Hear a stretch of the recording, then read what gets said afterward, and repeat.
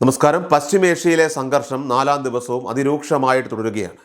മേഖലയിൽ സമാധാനം പുനഃസ്ഥാപിക്കാനുള്ള അന്താരാഷ്ട്ര ശ്രമങ്ങൾക്കിടയിലും ഇസ്രയേലും അമേരിക്കയും സംയുക്തമായിട്ട് നടത്തുന്ന ആക്രമണങ്ങൾ ഇറാന്റെ ഭരണസിരാ കേന്ദ്രങ്ങളെ ലക്ഷ്യമിടുന്നു.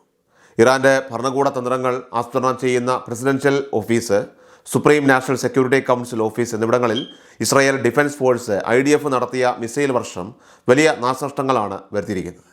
ഇറാനിലെ ജനവാസ മേഖലകളെയും ഭരണകൂട കേന്ദ്രങ്ങളെയും ലക്ഷ്യമിട്ടുള്ള ഈ സൈനിക നീക്കങ്ങളിൽ ഇതുവരെ 787 പേർ കൊല്ലപ്പെട്ടതായിട്ടാണ് റെഡ് ക്രസൻറ്റ് റിപ്പോർട്ട് ചെയ്തത്. സാധാരണക്കാരുടെ ജീവൻ ബലി കൊടുത്തുകൊണ്ടുള്ള ഈ കടന്നാക്രമണം ലോകരാജ്യങ്ങൾക്കിടയിൽ വലിയ ആശങ്കയ്ക്ക് വഴിതുറന്നിരിക്കുകയാണ്.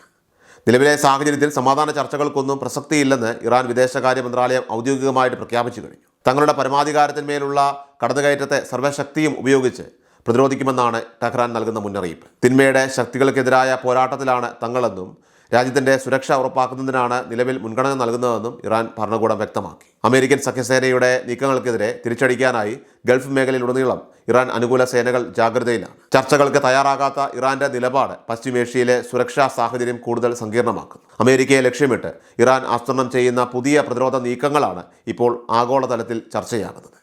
ഖമേനിയുടെ വധത്തിന് പ്രതികാരമായി അമേരിക്കയുടെ ആഭ്യന്തര സുരക്ഷയെ തകർക്കുന്ന രീതിയിലുള്ള സൈബർ ആക്രമണങ്ങൾ ഉണ്ടായേക്കാമെന്ന് US ഹോംലാൻഡ് സെക്യൂരിറ്റി ഡിപ്പാർട്ട്മെൻറ്റ് മുന്നറിയിപ്പ് നൽകുന്നു.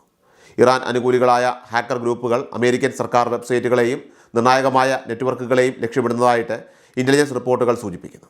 നേരിട്ടുള്ള സൈനിക നീക്കങ്ങൾക്ക് പുറമെ ഡിജിറ്റൽ യുദ്ധമുറകളിലൂടെ അമേരിക്കയെ സാമ്പത്തികമായും ഭരണപരമായും സമ്മർദ്ദത്തിലാക്കാനാണ് ഇറാൻ്റെ നീക്കം. യുദ്ധം തുടരുകയാണെങ്കിൽ ആഗോള എണ്ണ വിപണിയെയും സാമ്പത്തിക കേന്ദ്രങ്ങളെയും തകർക്കുമെന്ന കടുത്ത ഭീഷണി ഇറാൻ ഉയർത്തിയിട്ടുണ്ട്. അമേരിക്കയും ഇസ്രായേലും തങ്ങളുടെ തന്ത്രപ്രധാനമായിട്ടുള്ള കേന്ദ്രങ്ങളെ ആക്രമിക്കുന്നത് തുടർന്നാൽ പശ്ചിമേഷ്യയിലെ മുഴുവൻ സാമ്പത്തിക കേന്ദ്രങ്ങളെയും ലക്ഷ്യം വയ്ക്കുമെന്ന് Islamic Revolutionary Guard general Ibrahim Jabbari പറയുകയുണ്ടായി. ഈ നീക്കമുണ്ടായാൽ അത് അന്താരാഷ്ട്ര വിപണിയിൽ എണ്ണവിലയ്ക്ക് ബാരലിന് $200 വരെ ഉയർന്നേക്കാമെന്നാണ് വിലയിരുത്തൽ. ലോക സമ്പദ് വ്യവസ്ഥയെ തന്നെ തകിടം മറിക്കാൻ ശേഷിയുള്ള സാമ്പത്തിക യുദ്ധത്തിനാണ് ഇറാൻ കോപ്പ് കൂട്ടുന്നത് എന്നത് വികസിത രാജ്യങ്ങളെയും ആശങ്കയിലാക്കുന്നുണ്ട്. അതേസമയം ഇസ്രായേൽ പ്രധാനമന്ത്രി ബെഞ്ചമിൻ നെതന്യാഹു ഇറാനെതിരായ സൈനിക നടപടികൾ ഉറച്ചു നിൽക്കുകയാണ്. ഇസ്രായേൽ വ്യോമസേനയുടെ പൈലറ്റുമാർ ടെഹ്റാൻ്റെ ആകാശത്ത് ആധിപത്യം സ്ഥാപിച്ചതായിട്ടും ഏത് നിമിഷവും കനത്ത പ്രത്യാഘാതങ്ങൾ ഉണ്ടാക്കുന്ന ആക്രമണങ്ങൾ നടത്താൻ സജ്ജമാണെന്നും അദ്ദേഹം അവകാശപ്പെട്ടു. ഇറാൻ്റെ പ്രതിരോധത്തെ തകർക്കാൻ ഇസ്രായേലിന് കഴിയില്ലെന്ന വാദങ്ങൾക്കിടയിലാണ് നെതന്യാഹുവിൻ്റെ ഈ ഒരു പ്രഖ്യാപനം. സൈനിക ഓപ്പറേഷൻ്റെ ഭാഗമായി ഇതുവരെ 2000-ഓളം കേന്ദ്രങ്ങളിൽ ആക്രമണം നടത്തിയതായിട്ടും ഇറാൻ്റെ 17 കപ്പലുകളും അത്യാധുനിക മുങ്ങിക്കപ്പലുകളും തകർത്തതായിട്ടും US സെൻട്രൽ കമാൻഡ് സ്ഥിരീകരിച്ചിട്ടുണ്ട്.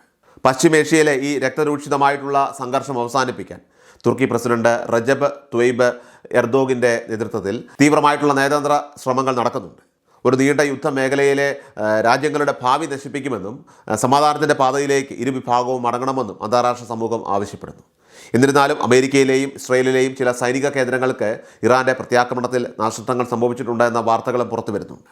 തിരിച്ചടിക്കാതെ മറ്റു വഴികളില്ലെന്ന ഇറാൻ്റെ ഉറച്ച നിലപാട് അത് അമേരിക്കയെയും സഖ്യകക്ഷികളെയും പ്രതിരോധത്തിലാക്കുന്ന കാഴ്ചയാണ് നിലവിലിപ്പോൾ ദൃശ്യമാകുന്നത്.